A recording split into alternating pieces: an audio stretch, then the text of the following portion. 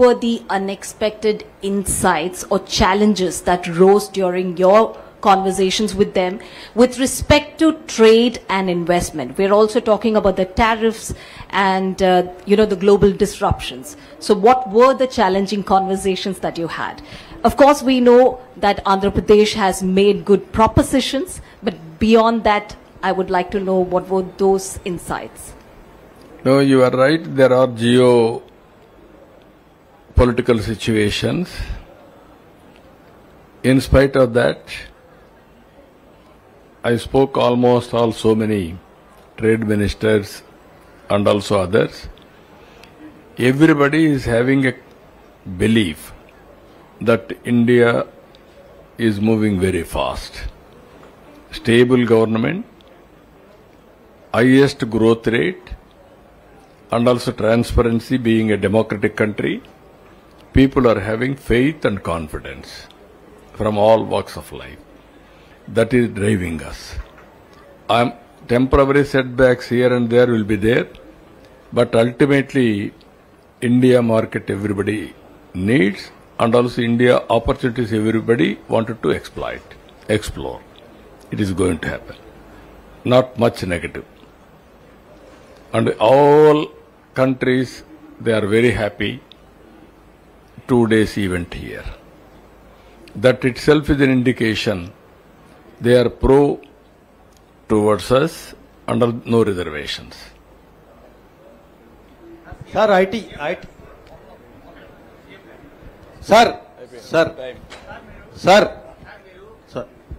Sir మీరు విదేశాలు మీరు లోకేష్ గారు పర్యటించారు. అక్కడికి మీకు జనరల్ గా ఎదురైన క్వశ్చన్ ఏంటి? మీ దగ్గరికి ఎందుకు రావాలన్న జనరల్ క్వశ్చన్ కి మీరు ఏమాన్సర్ చెప్పారు?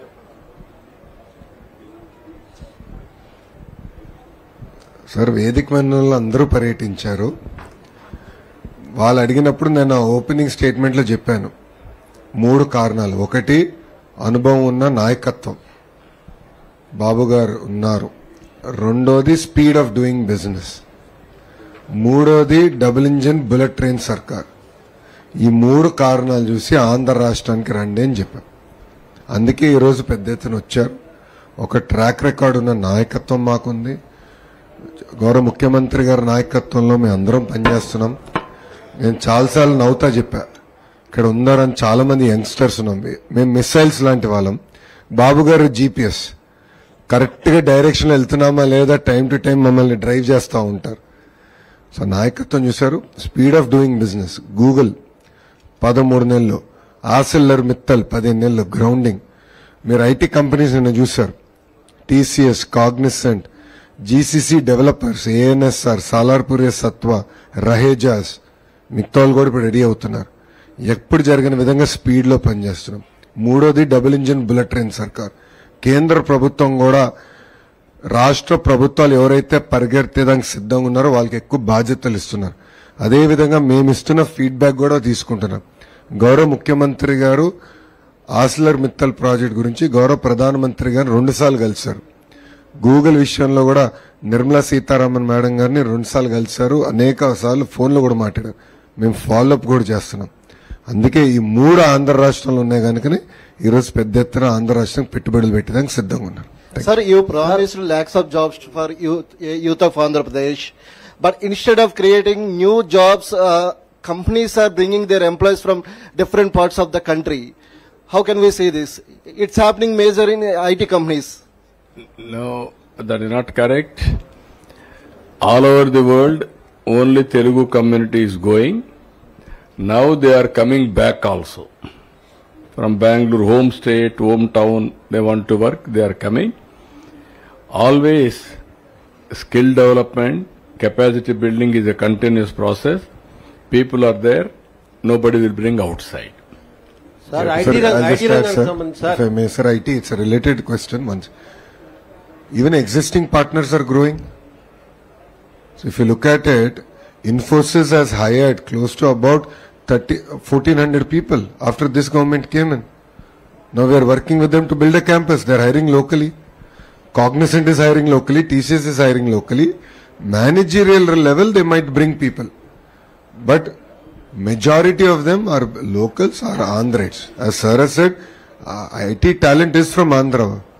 No, 90% are Andhra one. Exactly. 90-95%. Sir IT సంబంధించి Only one. సార్ ఐటీ సంబంధించి మొత్తం అంతా కూడా వైజాగ్ బేస్ లోనే అంతా గ్రౌండ్ అవుతున్నాయండి. అంటే ఐటీకి సంబంధించిన హ్యూమన్ రిసోర్సెస్ అన్ని కూడా అమరావతి ప్రాంతం కానీ ఆ జిల్లాల్లో కానీ మొత్తం ఉన్నారు. క్యాపిటల్ రీజన్ గా ఉన్నటువంటి అమరావతి ప్రాంతంలో ఐటీ ప్రాజెక్ట్స్ ని అక్కడ డెవలప్ చేసేందుకు మీరు ఏమన్నా దానికి రూట్ మ్యాప్ ఏమైనా ఉందా అక్కడ? క్వాంటమ్ కంప్యూటింగ్ అంటే అది కదా సార్. నెక్స్ట్ జనరేషన్ టెక్నాలజీస్ అన్ని ఇప్పుడు అమరావతికి తీసుకొస్తున్నాం. The entire quantum computing related economic activity మొత్తం అమరావతి కేంద్రంగా చేస్తున్నాం. ఇప్పుడు దయచేసి మీరు రెండు ప్రాంతాల మధ్యలో గొడవలు సృష్టించద్దు స్వామి, please. This not fair. End of the day ecosystem is very very important. ఒక కంపెనీ ఇక్కడ ఒక కంపెనీ అక్కడ పెడితే 25 సంవత్సరాల తర్వాత ఇంకేం మిగలదు. Companies will collapse. Eco system is very very important. ముందు చూపుతో గౌరవ ముఖ్యమంత్రి గారు సుమారుగా 20 clusters, it could be space city, drone city, food processing, quantum, IT, data, pharma. So గౌరవ ముఖ్యమంత్రి గారు చాలా స్పష్టంగా ఈ క్లస్టర్స్ ప్రమోట్ చేయాలి, మీరు డ్రైవ్ చేయండి అని చెప్పి 175 నియోజకవర్గాల్లో ఎంఎస్ఎంఈలు పెడుతున్నారు.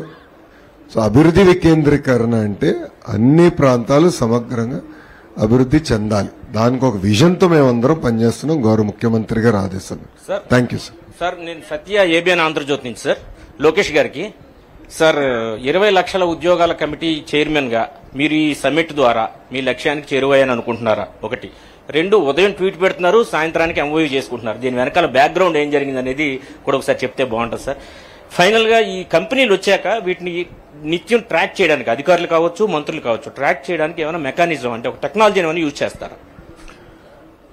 ఈ పార్ట్నర్షిప్ సమ్మిట్ ద్వారా తొలి అడుగు వేసాం. ఇది నిరంతర ప్రక్రియ. పెట్టుబడులు ఆకర్షించుకోవడం అనేది నిరంతర ప్రక్రియ.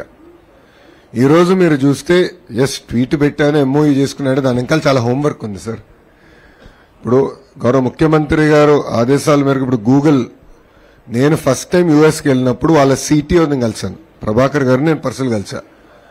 అక్కడి నుంచి దాని తర్వాత వాళ్ళ డేటా టీంని కలిసా, ఇన్ఫ్రాస్ట్రక్చర్ టీం. దాని తర్వాత నేను వెళ్ళి వాళ్ళ కార్పొరేట్ ఆఫీస్కి వెళ్ళా. తిరిగి వాళ్ళు వచ్చి గౌరవ ముఖ్యమంత్రి గారు కలిశారు. గౌరవ ముఖ్యమంత్రి గారు head of Google cloud Davos లో కలిశారు.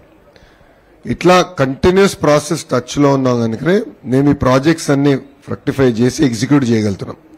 సేమ్ థింగ్ ఆసిలర్ మిత్తల్ కూడా. ఆసిలర్ మిత్తల్ ప్రాజెక్ట్ కూడా ఇట్లనే మేము ఫాలో అప్ చేసి ఫ్రక్టిఫై చేయగలుగుతాం. ఇప్పుడు మేజర్ ఆంధ్ర రాష్ట్రంలో పెట్టుబడులు పెడుతున్న మేజర్ కార్పొరేట్స్ అందరిది ఒక ఫైల్ తయారు చేసుకున్నాం. వాళ్ళు ఏ ప్రాజెక్టులో పెట్టుబడి పెడుతున్నారు, ఆ ప్రాజెక్ట్ స్టేటస్ ఏంటి అనేది ఎవ్రీ వీక్ అప్డేట్ తీసుకుని గౌరవ ముఖ్యమంత్రి గారికి ఆయన ఆఫీస్కి మేము పంపిస్తాం జరుగుతుంది. సో ప్రతి ఇన్వెస్టర్ మాకు ఇంపార్టెంట్, ప్రతి ఇన్వెస్ట్మెంట్ మాకు చాలా కీలకమైంది. నిరంతరం మేము ఫాలోఅప్ చేయగలుగుతున్నాం కనుక ఇవన్నీ ఎగ్జిక్యూట్ అవుతున్నాయి. అది దయచేసి గుర్తు. 20 లక్షల ఉద్యోగాలు దగ్గరికి వచ్చారనుకుంటున్నారు కమిటీ చైర్మన్ గా ఈ సమ్మిట్ తో? ఆ దిశగా అడుగులేసాం. కానీ ఈ సబ్ కమిటీ ఎప్పుడు ఆనందంగా ఉంటుందంటే ఆ 20 లక్షల ఉద్యోగాలు గ్రౌండ్ చేసి 20 లక్షల మందికి ఆఫర్ లెటర్లు ఇచ్చిన తర్వాత. సో గౌరవ ముఖ్యమంత్రి గారు చెప్పినట్లు మేము ఎవరం కంప్లేసెంట్ అవ్వండి. ఎందుకంటే ఆయన పడుకోరు, మమ్మల్ని పడుకోనీరు, మమ్మల్ని అందరినీ పరిగెత్తిస్తారు. గౌరవ ముఖ్యమంత్రి గారు అన్నట్టు $1 ట్రిలియన్ ఇన్వెస్ట్మెంట్ దిశగా మేము పనిచేయాలి, ఆర్నిసలు కష్టపడాలి. బాబు సూపర్ 6 లో తొలి హామీ 20 లక్షల ఉద్యోగాల కల్పన, 5 సంవత్సరాల ఆఫర్ లెటర్లు వాళ్ళ చేతిలో పెట్టే బాధ్యత జీఎంగా మేము తీసుకుంటాం.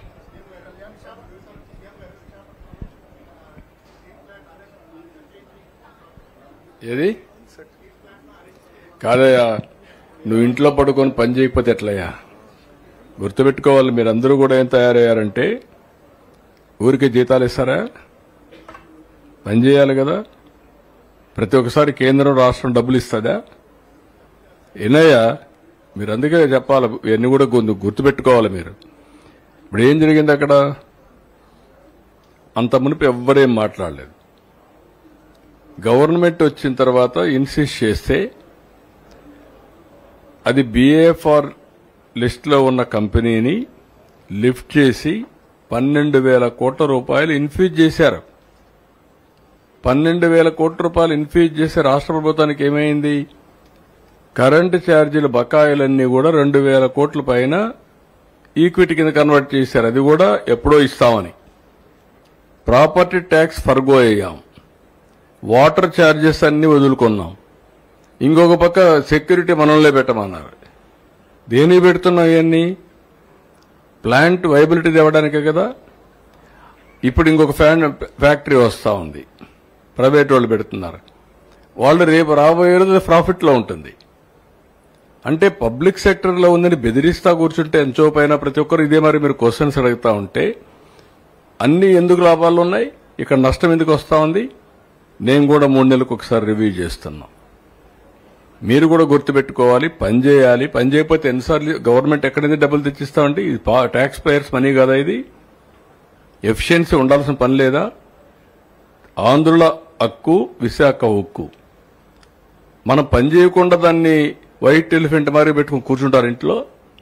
పని చేయించాలి. మనం కూడా పని చేయాలి. కష్టపడక్కర్లేదు.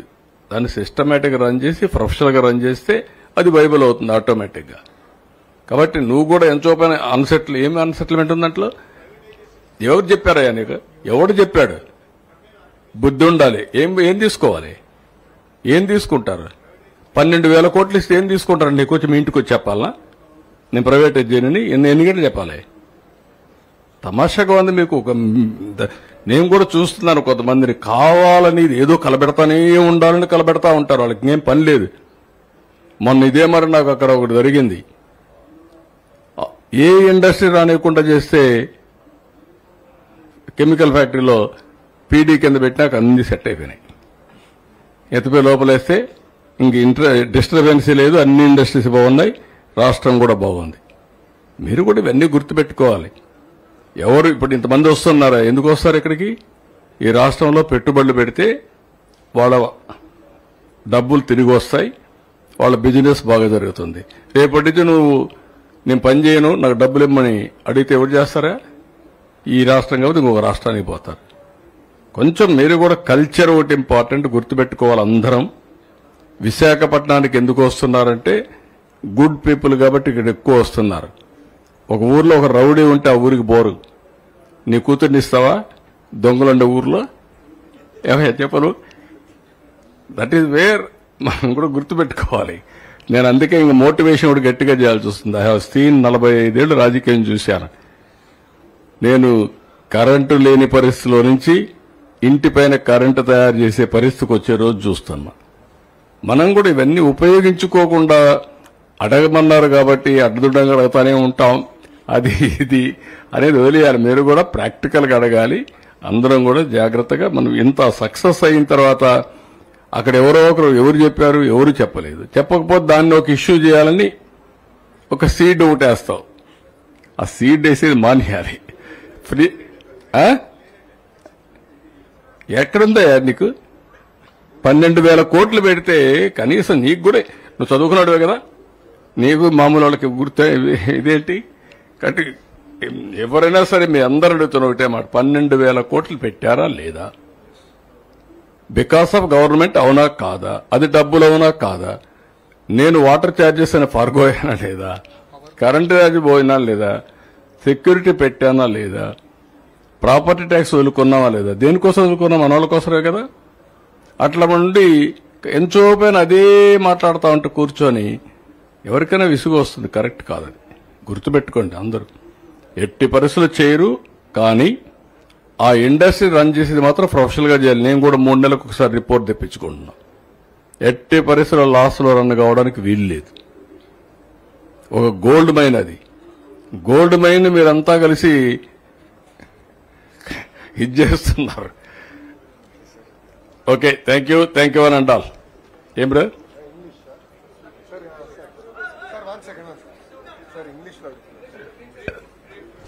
Again, I have to brief in English.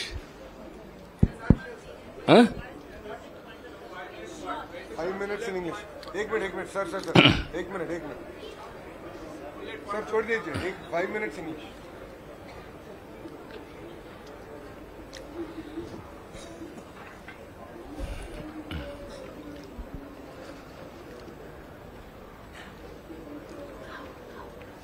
We have completed 30th Partnership Summit. It is a historical summit. Around 45 countries participated. Nearly 640 international delegates. Domestic delegates 1135. Special invitees 1250. Diplomats, trade ministers, ambassadors, high commissioners 185. Even government of Andhra Pradesh has took it very seriously. Now nearly 1575 MOU partners participated in this conference. This time not only investment, we have gone for brainstorming, exchange of knowledge, networking. These are all various aspects we have promoted. Nearly 24 bilateral meetings I addressed, business meetings 16, 8 government delegations I met them one by one. Ultimately, we are able to clinch this year huge investment. I have seen so many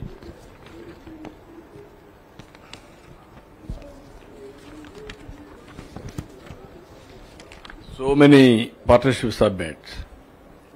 This is a unique one. Nearly 613 MOUs we have signed, worth about 13.25 lakh crores investment. Potential employment generation around 16.31 lakh jobs.